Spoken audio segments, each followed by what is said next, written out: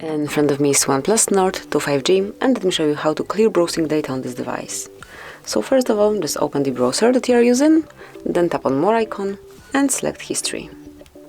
And here you will notice Clear Browsing Data at the top of the list, and you can smoothly manage basic and advanced options. So under basic you will find browsing history, cookies and site data, and also cards, images and files.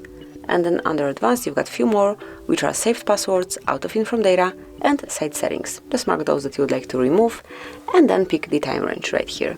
So you can remove history from past hour, 24 hours, past 7 days, 4 weeks, or all time. I will choose all time, and then click on Clear Data. And that's it. As you can see, there is no longer history here, and you can manage it from scratch. So that would be all. This is it. Thank you for watching. Please subscribe our channel and leave the thumbs up.